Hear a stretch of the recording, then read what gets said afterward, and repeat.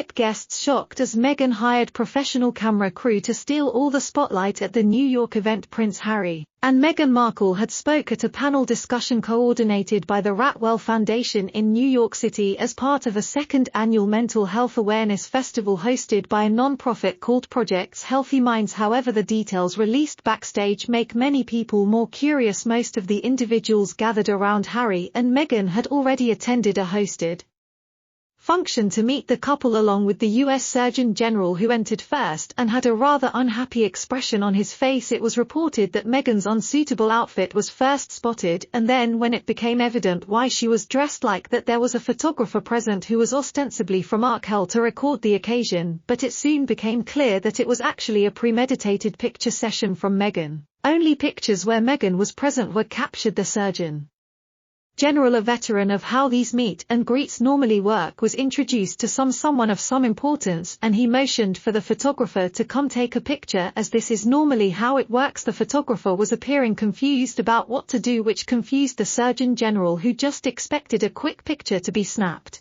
and everyone could move on. One of the coordinators from Archewell, the photographer, was instructed by Meghan to take a picture of a large veneer that was shining, including the white tablecloths. Immediately after the photo was taken, Meghan's mask slipped, and she was heard by those nearby telling the Surgeon General that the photographer was her personal photographer and was not there for the guests or the party. WME signaled for both to hold their place and quickly guided Meghan over so Meghan could be part of the photo. Meghan attempted to insert herself into other people's conversations. When they didn't immediately stop talking and let her speak, she raised her voice enough to attract attention on a few occasions. At one point, she was cunning and aggressively demanding attention.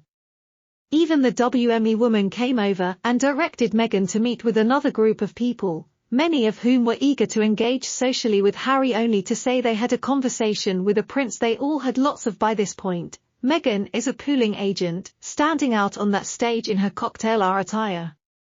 The Surgeon General is also on the same stage. The parents want to share their tales with Dr. Vic Murthy, and here is what he has to say about kids on the internet and his ongoing work. Meghan and Harry are taking advantage of a group for personal benefit.